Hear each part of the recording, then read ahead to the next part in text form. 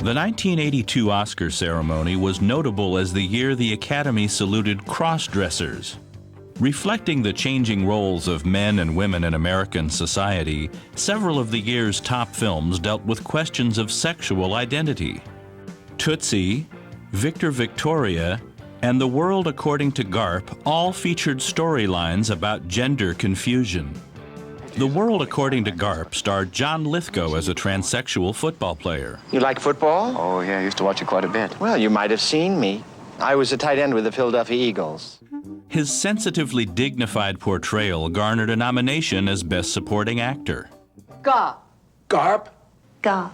The film also featured Glenn Close in her film debut.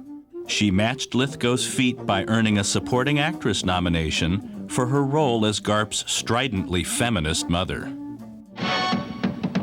Victor Victoria was a gender-bending farce, with Julie Andrews posing as a female impersonator. Andrews had found international fame as the sanitized star of musicals and light comedies. Her drag queen performance in Victor Victoria earned her newfound respect as well as a Best Actress nomination. Robert Preston was also nominated in the Supporting Actor category for playing Andrews' gay friend, Toddy. Leslie Ann Warren was showered with raves and a Best Supporting Actress nomination for her role as the understandably confused heterosexual in the middle. Kid yourself! You ain't seen the last of me yet! Gender confusion was at its most hilarious, however, in one of cinema's top comedies, Tootsie. Michael, no one will hire you. Just watch me.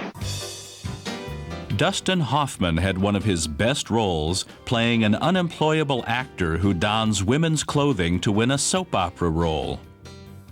Complications and hilarity ensue when Hoffman's female-clad character falls for his leading lady, Jessica Lange. 1B, wig 1, 75mm lens.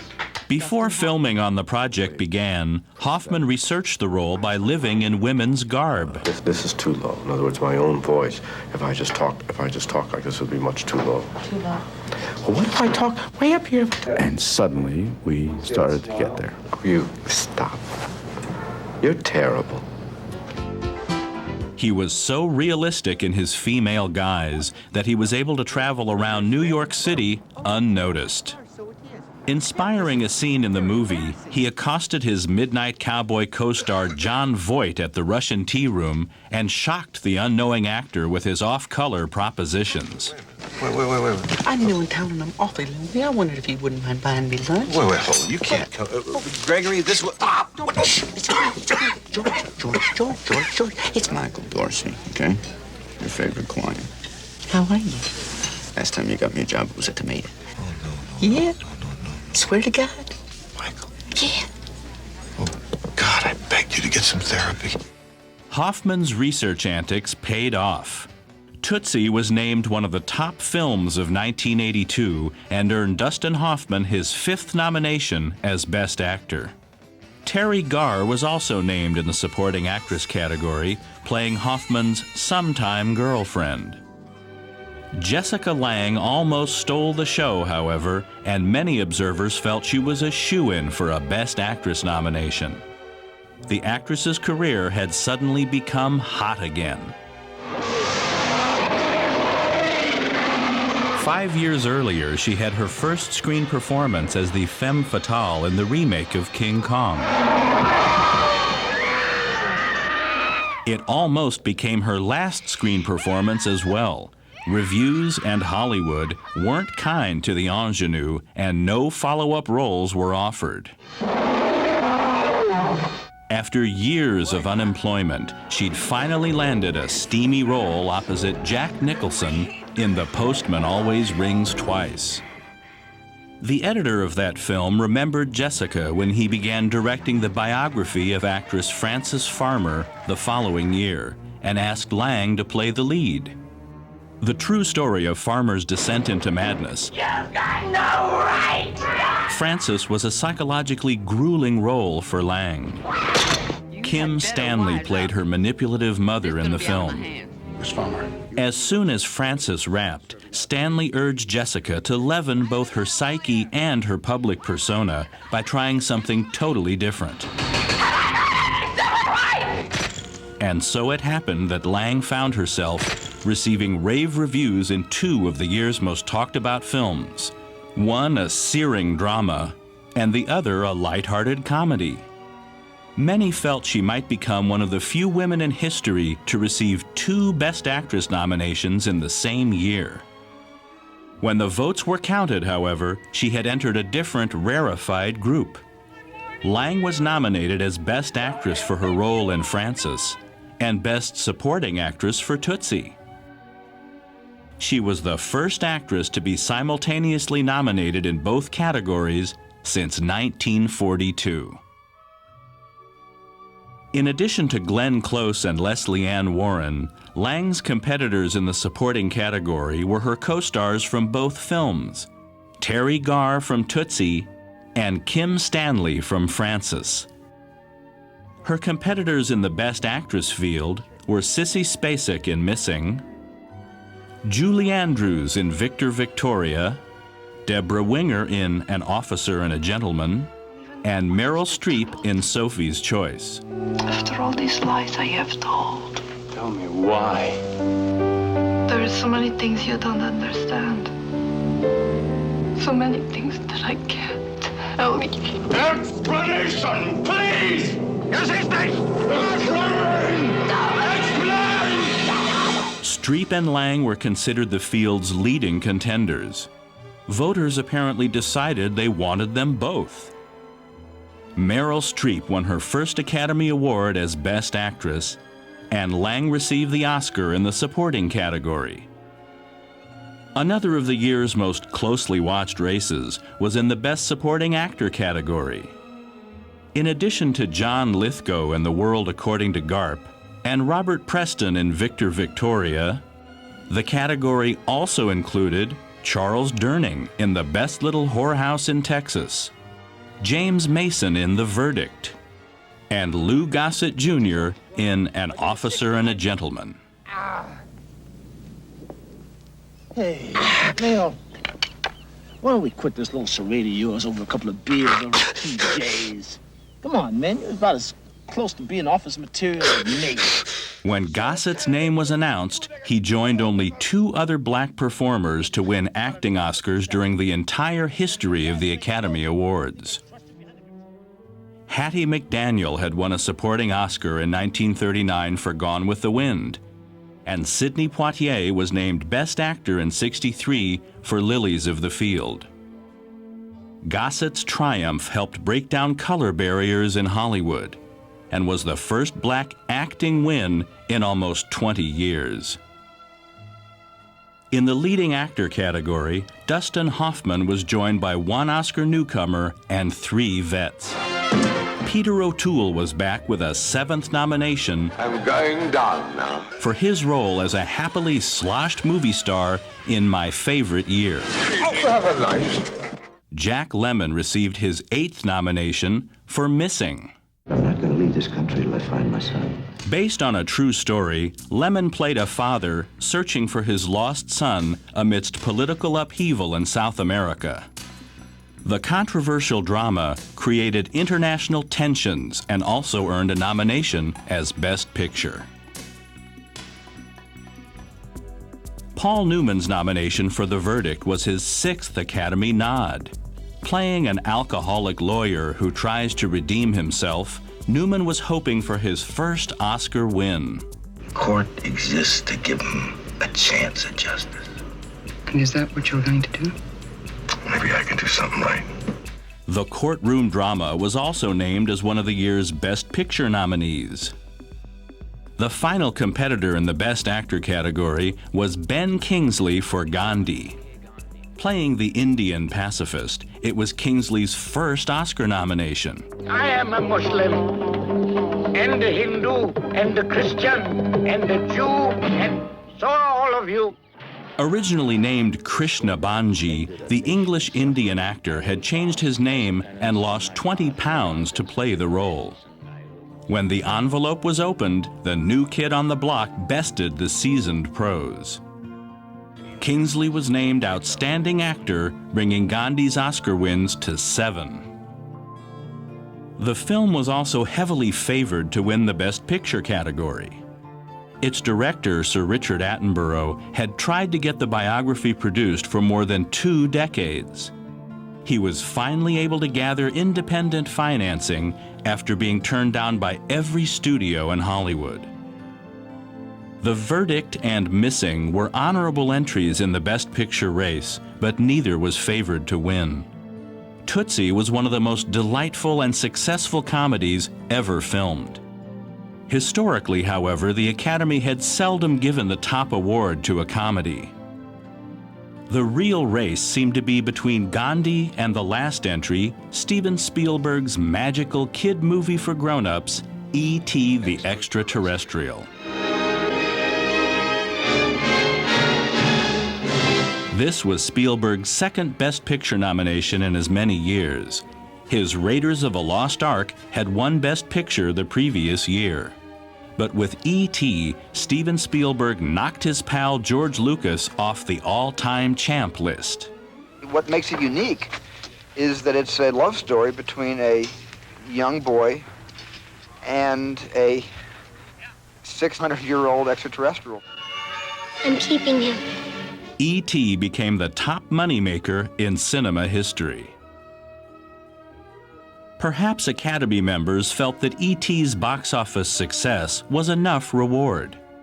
When the year's top film was announced, historical substance triumphed over popularity. After a 20-year struggle, Sir Richard Attenborough's Gandhi was named Best Picture of 1982.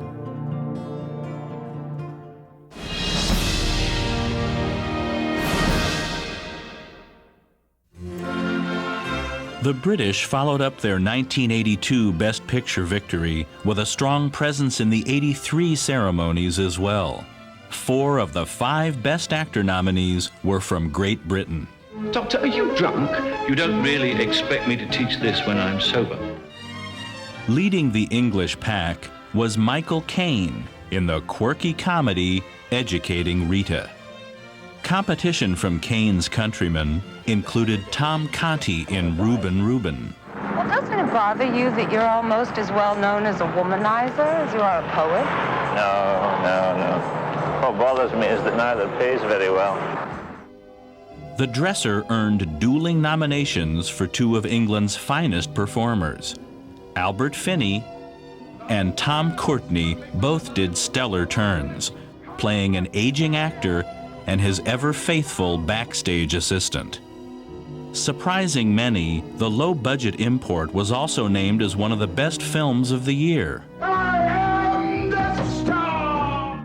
But it was the lone American in the Best Actor category who won the Oscar. Robert Duvall had made his feature film debut in To Kill a Mockingbird, a film written by Horton Foote. More than 20 years later, another film written by Foote, Tender Mercies, would bring Duvall his first Oscar. When are you going to start singing again, sir? I'm not going to start singing again, son. I've lost it. Duvall had received 3 previous nominations, but his first Oscar win came from playing an alcoholic country singer struggling to stay sober and begin a new life. Tender Mercies not only earned Duvall an Academy Award, but was also honored with a Best Film nomination. The remaining nominees in the top category were The Big Chill, The Right Stuff, and Terms of Endearment. I got some good news. What's that? I'm officially pregnant. Terms of Endearment depicted the loving but tumultuous relationship between a mother and daughter, played by Shirley MacLaine and Deborah Winger. Why should I? Why should I be happy about being a grandmother? The film's production turned into Hollywood legend when the cinematic battles raged behind the scenes as well. MacLaine and Winger's competitiveness and hostility became widely known. I don't know what you mean. When the Oscar nominations were announced, the mother-daughter rivalry continued. Both McClane and Winger were nominated in the Best Actress category. Two of their competitors were in small, independent films. Jane Alexander was named for her role in the apocalyptic drama Testament. And Julie Walters earned her first nomination playing Michael Caine's sassy college student in Educating Rita. You were my tutor. But I've told you I do not want to do it. Why pick on me? I like you. With her win the previous year and a strong performance in Silkwood, many felt the category's front-runner was Meryl Streep. I'm so scared. They're trying to kill me. When the envelope was opened, however, Shirley MacLaine finally received the Oscar that had eluded her for 25 years. Don't you realize I'm a grandmother? Beginning with her 1958 performance in Some Came Running, MacLaine had received 4 nominations throughout her career. But 1983 was the actress's first Oscar victory. Meryl Streep's Best Actress loss wasn't the only upset for Silkwood. Despite being highly regarded and nominated in many categories, it failed to be nominated for Best Picture. Silkwood lost out, as did other audience favorites like Return of the Jedi, Flashdance, We have a launch detection. War Games, What the hell? and Risky Business. The Oscar omission that caused the most publicity of the year was Yentl.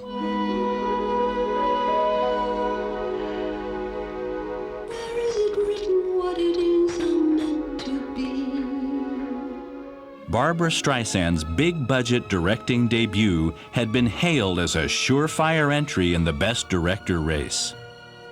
When Streisand didn't appear on the list, many felt it was an indication of widespread discrimination against women in the film industry. Pickets appeared again at the ceremony, pointing out that in the entire history of the Academy Awards, 273 men had been nominated for Best Director and only 1 woman. The only major nomination Yentl did receive was for Amy Irving as Best Supporting Actress. Irving faced stiff competition in one of the most closely watched races of the year. Alfre Woodard had turned in a strong supporting performance in the poorly attended Cross Creek. From a stellar acting ensemble in The Big Chill, Glenn Close had been the sole performer to be nominated. I can always be counted on to do the right thing. It's a disgusting curse. Close had been a contender in the same category the previous year for The World According to Garp. And Cher, an actress better known for her glamorous high fashion, caused Hollywood headlines by playing a scruffy, makeup-free lesbian in Silkwood. But it was the 5th supporting actress nominee, Linda Hunt, who walked away with the Oscar. Billy Quan. I did a lot of film work for Potter. Hunt played a male photographer caught in the midst of political upheaval in The Year of Living Dangerously. Her portrayal was so realistic that few realized it was a woman playing the male role. It was the first time any actor had won an Oscar for playing a character of the opposite gender. In the supporting actor category, John Lithgow was back for the 2nd year in a row. Like his co-star Glenn Close, he had been nominated the previous year for The World According to Garp. 1983 found him honored for his role in Terms of Endearment. Then shoot them and interrogate them. Lithgow was joined in the supporting category by Charles Durning in To Be or Not to Be, and Rip Torn in Cross Creek. The final 2 slots were filled by actors who both portrayed astronauts, Sam Shepard in The Right Stuff, and Jack Nicholson playing a retired astronaut in Terms of Endearment. Nicholson had previously been nominated in the supporting category 14 years earlier for Easy Rider, but lost out to Gig Young in They Shoot Horses, Don't They? Nicholson had won his only Oscar in the leading actor category for the 1975 film One Flew Over the Cuckoo's Nest. When the award for Best Supporting Actor of 1983 was announced, Jack Nicholson had a matched Oscar set. Nicholson and McClane's Oscars for Terms of Endearment were joined by the film's victory in the directing and screenplay categories. As the longest show in Oscar history finally came to a close, the top award of the evening was announced.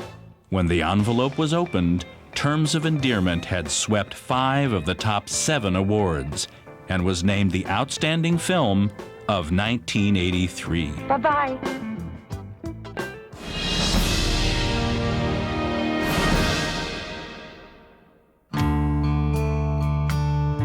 One of the most closely watched races of the 1984 Academy Awards was the Best Actress competition. Dubbed the Dust Bowl Trilogy by the press, 3 of the 5 performances depicted women struggling through difficult farm lives.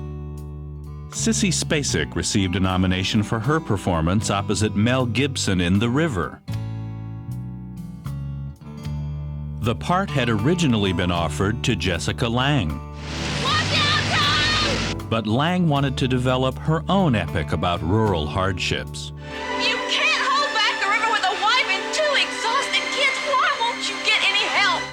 It was a race to see which project would make it into theaters first. Lange's film, Country, got the jump on the competition and also earned her a second nomination as Best Actress.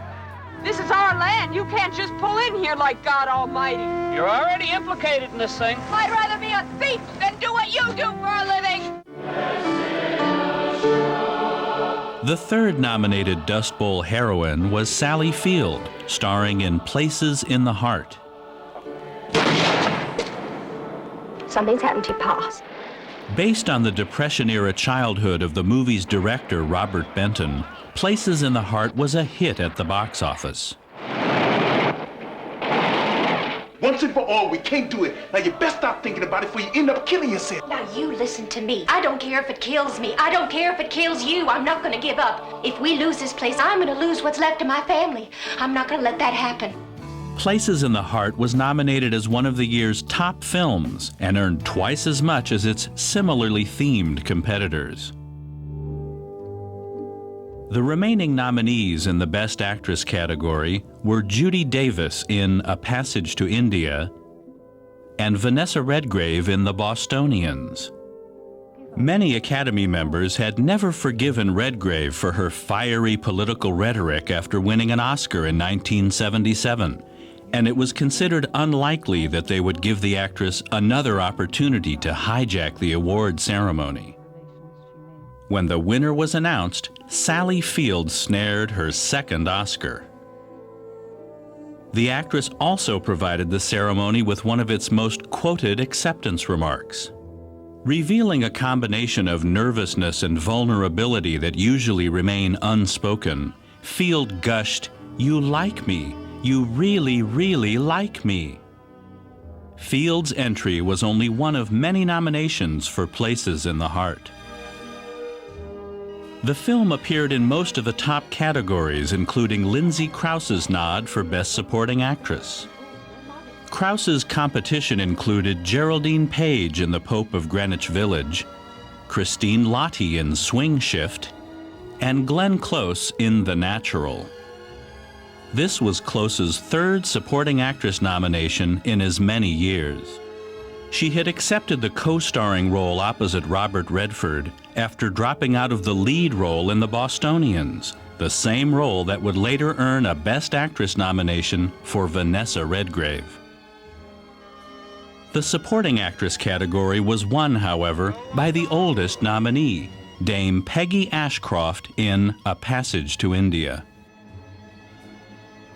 The English noblewoman had originally turned down the part, protesting that at 75, she was too old. the actress was forced to reconsider when the director, David Lean, pointed out that he too was 75, and if he could do it, so could she. The director of such classics as Lawrence of Arabia and Bridge on the River Kwai, this was Lean's first film in 14 years.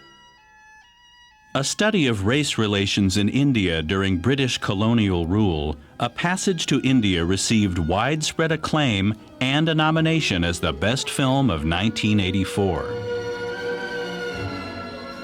Another of the year's Best Picture nominees, A Soldier's Story, also dealt with race relations. Featuring a largely black cast, the murder mystery was set on a segregated army base in the American South during World War II. Adolph Caesar was nominated as Outstanding Supporting Actor for his role as the vicious sergeant whose brutality leads to murder. Waited a long time for you, boy, but I got you. Caesar's competition included an audience favorite, Pat Morita in The Karate Kid, and one of Oscar's rare posthumous nominations. My son has returned from Africa. Ralph Richardson's performance in Greystoke, The Legend of Tarzan, would be his last. At 81, the English stage legend was considered one of the great actors of his time. He had never won an Academy Award, however, and had only been nominated one previous time, 35 years earlier, for The Heiress. Richardson didn't live to see his second Oscar honor. He died 5 months before Greystoke opened. The fourth supporting actor nominee was John Malkovich. The actor had made a remarkable entry into the film world. His first 2 acting jobs were in Oscar-nominated films. I don't want to be here any more than you want me to be now. I'll try not to be any more trouble than necessary. Malkovich was nominated for his role in Places in the Heart. Now you move away from him right now. But earlier that year, he had made his feature film debut in another Best Picture nominee, The Killing Fields. You know, praying is not going to last 5 minutes out there. Malkovich lost the Supporting Actor Award to his co-star in The Killing Fields, Dr. Hang S. Noor. Noor had never acted before his role in The Killing Fields.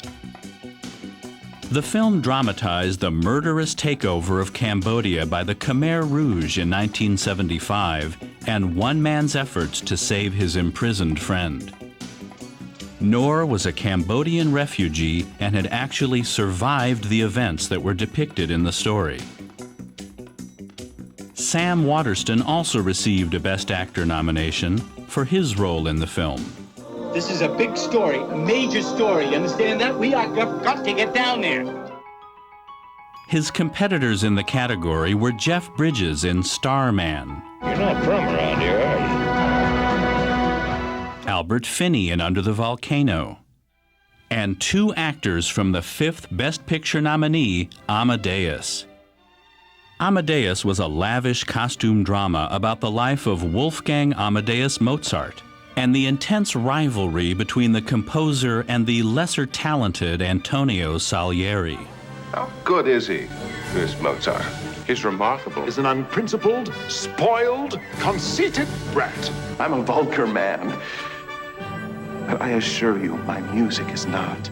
Ironically, the actors playing the competitive roles, F. Murray Abraham and Tom Hulse, found themselves vying for the Oscar as well. Amadeus depicted Mozart's continual triumph over the downtrodden Salieri. On Oscar night, however, the actor playing Salieri had the last laugh. Competing against some of the best performers in cinema, F. Murray Abraham was named the Outstanding Actor of the Year. Abraham's win was only one of many Oscars awarded to Amadeus. The film also won Best Adapted Screenplay and a Best Director nod for Milos Forman. As the 57th Annual Academy Awards came to a close, Forman saw his vision lauded even further.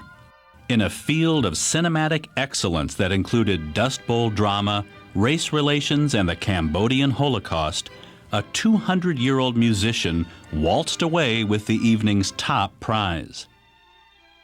The Oscar for the Outstanding Film of 1984 was awarded to the historical spectacle Amadeus.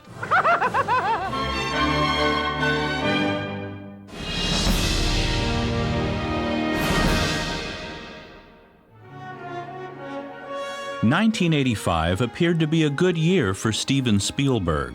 Not only had he wed his longtime girlfriend Amy Irving and become a father, but his business ventures were booming on several fronts.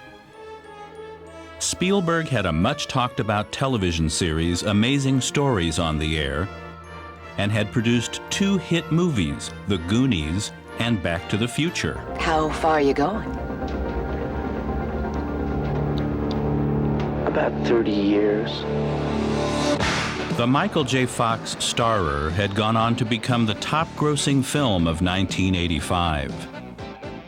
But the director had saved his most surprising move for last. Spielberg had long been known for producing science fiction adventure entertainment, but his release of The Color Purple was a dramatic departure. Based on a Pulitzer Prize-winning novel about an oppressed Southern black woman, the Hollywood wunderkind confessed that this was his first character-driven film about real people. When Academy Award nominations were announced, Spielberg's daring genre switching paid off. The Color Purple garnered 11 nominations, including one for Best Picture of the Year. Major controversy occurred, however, when those 11 nominations did not include a nod for Steven Spielberg as Best Director. All the directors of the other Best Picture nominees were included, but Spielberg was conspicuously omitted. Many speculated that the oversight was motivated by jealousy of Spielberg's widespread commercial success. The Color Purple also produced a Best Actress nomination for its leading lady, Karen Johnson. Better known as Whoopi Goldberg, the stand-up comedian had gotten the job by chance when she met Steven Spielberg at a party. She had charmed the director with her impersonation of E.T., arriving in San Francisco, getting hooked on drugs, and winding up in jail. Although Goldberg had never been in a film before, Spielberg offered her the lead role in his upcoming production. Playing Whoopi's strong-willed stepdaughter was another first-time actress, Oprah Winfrey. Winfrey was a regional television talk show host that co-producer Quincy Jones had stumbled upon while channel surfing in his hotel room. Tina Turner had turned down the role of a sultry blues singer in the film. Spielberg then offered the part to Margaret Avery, whom he had directed in a television commercial 15 years earlier. At Oscar time, both Avery and Winfrey found themselves competing for the award as Best Supporting Actress. Joining them in the category were Meg Tilly in Agnes of God. I never saw the baby, so I can't talk about the baby because I don't believe in the baby. Amy Madigan in Twice in a Lifetime, and Angelica Houston in Prizzi's Honor. Prizzi's Honor was another one of the year's Best Picture nominees. I go looking for the bad guy and it turns out to be my woman. Can you imagine this? A black comedy about a dim-witted mafia hitman and his rival hit woman wife, the picture was directed by John Huston. Oscar winner Huston was himself nominated as Best Director and was the father of supporting actress nominee Angelica. 37 years earlier, John Huston had directed his father, Walter Huston, to a supporting actor Oscar for Treasure of the Sierra Madre.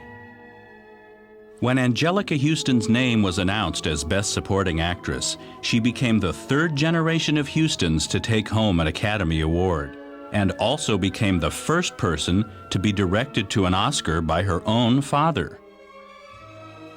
Prizzi's Honor also produced a Best Actor nomination for Angelica's longtime beau, Jack Nicholson. Do I ice her? Do I marry her? Which one of these? The actor who played Nicholson's father in the film, John Randolph, was struck by genuine tragedy on Oscar night.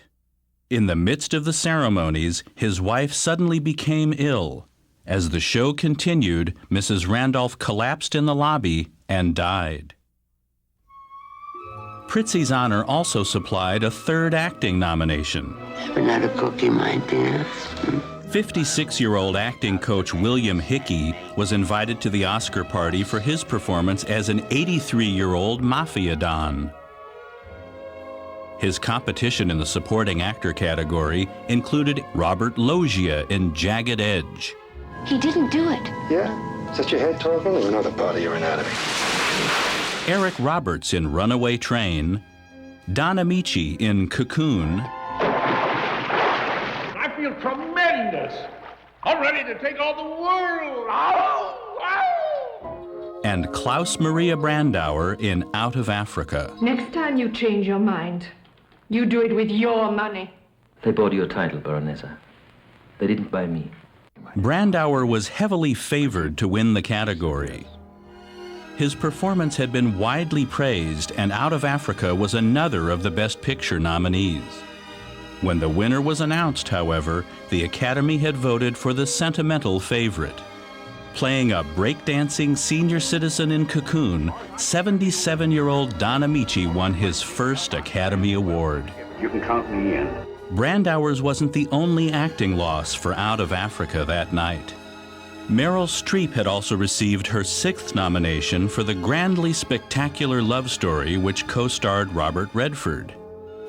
The film was based on the true exploits of writer Isaac Dinesen in early 1900s Kenya and tied with The Color Purple for the most Oscar nominations of the year.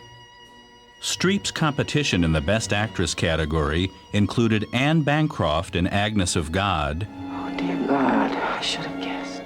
Whoopi Goldberg in The Color Purple, Jessica Lange in Sweet Dreams, and Geraldine Page in The Trip to Bountiful. This was the 8th nomination for the well-respected stage and screen actress. Although she had walked away empty-handed on 7 previous occasions, The Trip to Bountiful brought Page her first Oscar victory.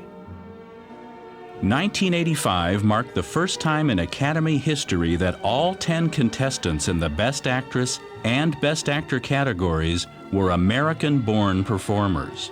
The Best Actor category included Jon Voight in Runaway Train, They ain't getting caught alive. James Garner in Murphy's Romance, You asking me about my sex life? Yes, I am. and performances from 3 of the top films of the year. In addition to Jack Nicholson's nomination for Prizzi's Honor, Harrison Ford was given a nod for his role in Best Picture nominee Witness. If they find me, they find the boy. Now you have a witness.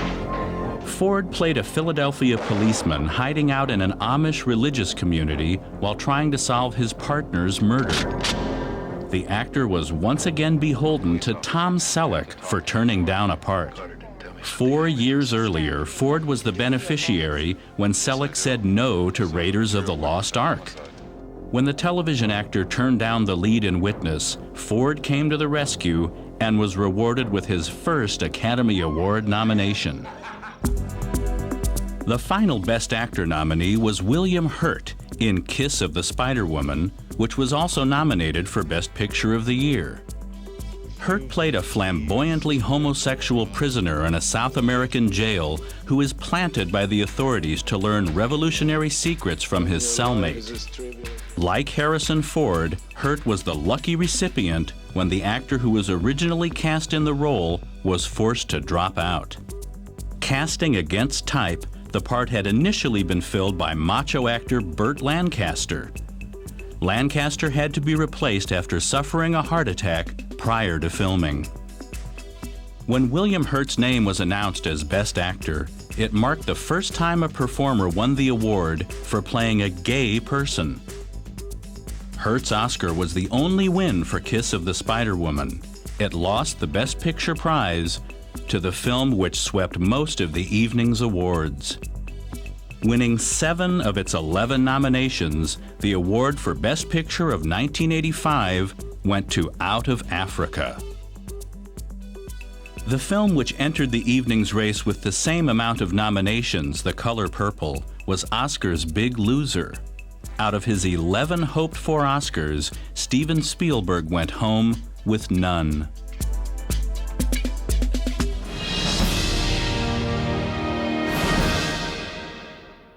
The peaceful efforts of solidarity have been met with brutal repression. The year was 1986.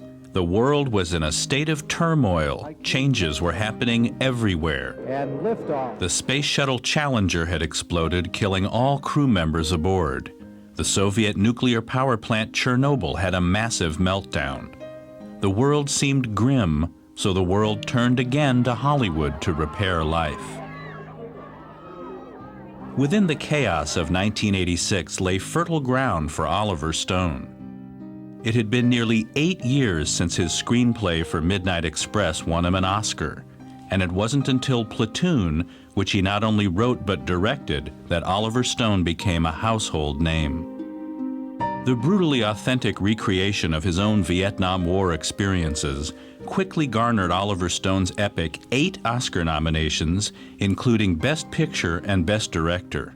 And although Platoon star Charlie Sheen wasn't nominated, his experience working with Stone as a director was something only he could describe.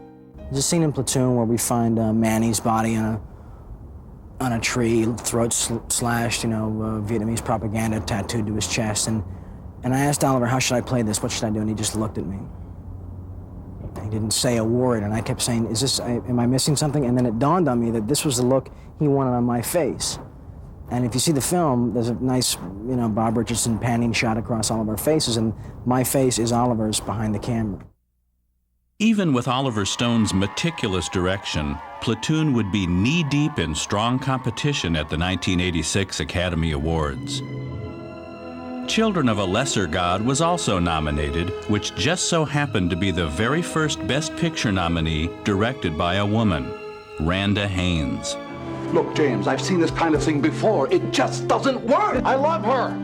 Didn't she look pretty? Writer-director Woody Allen's tale of 3 problematic sisters, breakups, and Thanksgivings in Hannah and Her Sisters was also nominated, as was the winner of the 1986 Cannes Palme d'Or Award, The Mission. They say it was the will of God that they came out of the jungle and built the mission.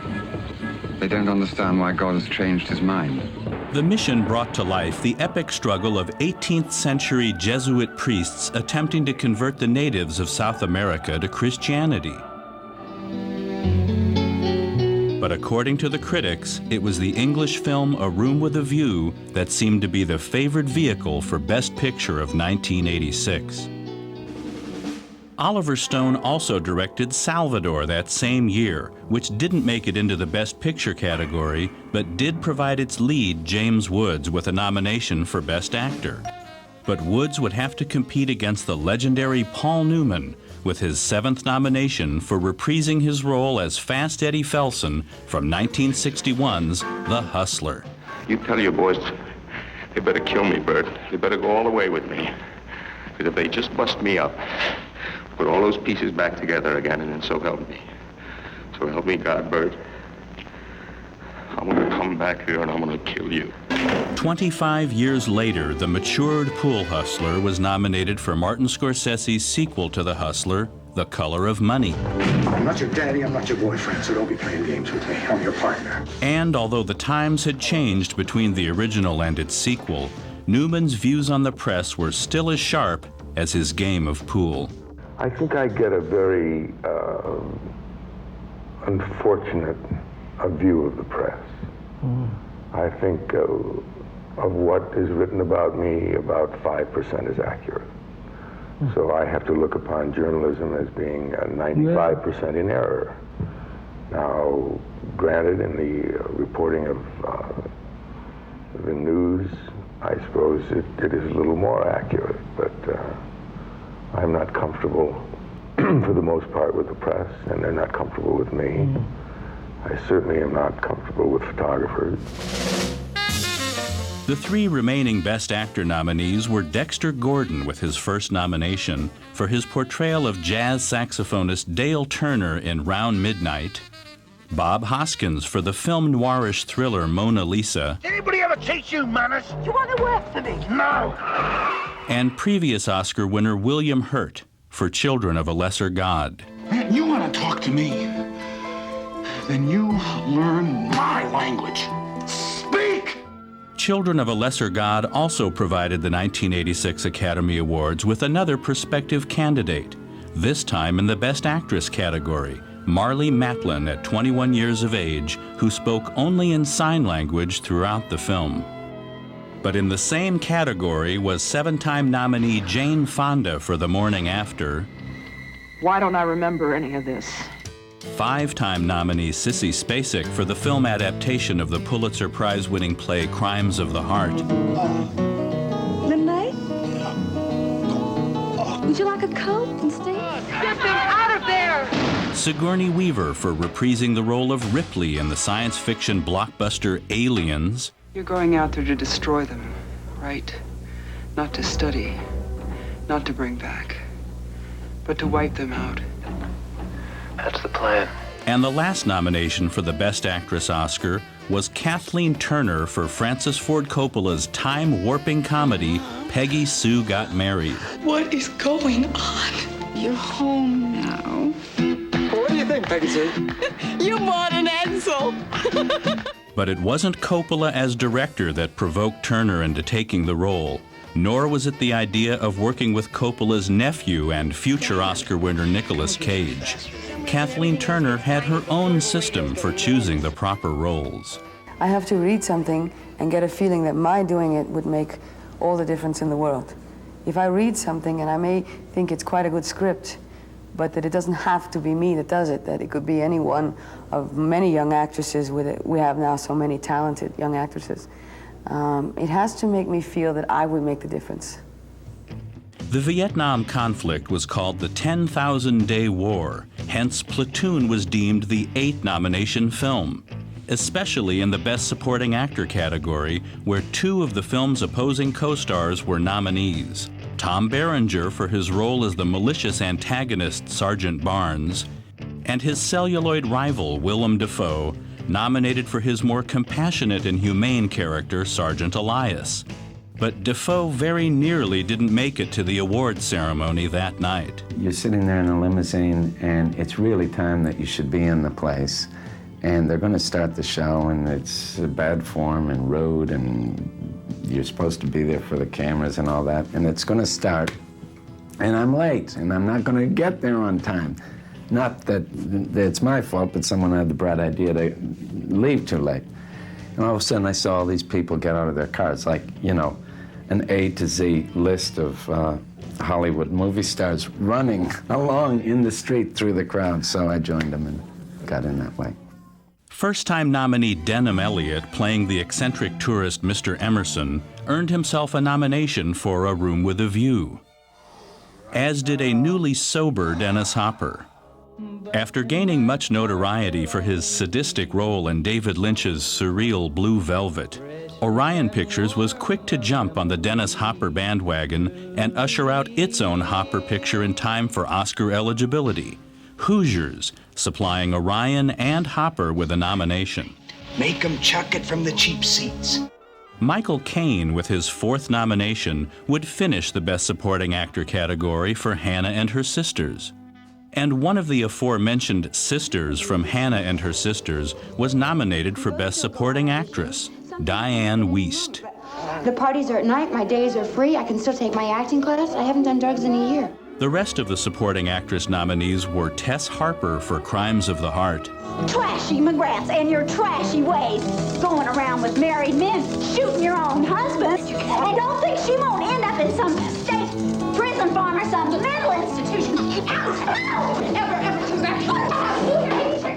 Piper Laurie for her portrayal of the mother of Best Actress nominee Marlee Matlin in Children of a Lesser God. Mary Elizabeth Mastrantonio as the girlfriend of an unnominated Tom Cruise in The Color of Money. You smell what I smell? Smoke? Money. And lastly, 5-time nominee and 2-time Oscar winner Maggie Smith for the acclaimed A Room with a View. What many felt was a glaring omission in the 1986 Academy Awards was the non-nomination of Oliver Stone's other film, Salvador, for any other category but Best Actor. But Stone couldn't have been too upset about it. Platoon would go on to win Best Picture of the Year, and Stone himself would take home the Best Director Oscar for the scars he reopened and relived while painting the horribly authentic portrait of Platoon. Hannah and her sisters would clean up in the supporting categories for 1986, with Michael Caine, his first win after 4 prior nominations, taking home the Best Supporting Actor Oscar, and Diane Wiest for Best Supporting Actress. Not only did Marlee Matlin win the Best Actress Oscar in 1986 for Children of a Lesser God, she was also the youngest Oscar winner ever in the Best Actress category, not to mention the first handicapped actor to win since Harold Russell, a double amputee, won in 1946 for The Best Years of Our Lives. Although nominated in the same category for the same role nearly 25 years earlier, Paul Newman finally won his Best Actor Oscar for its sequel, The Color of Money, making him the only actor to ever win for reprising a role. And even though neither The Color of Money nor Platoon would ever see a sequel, the Academy Awards would certainly return the following year.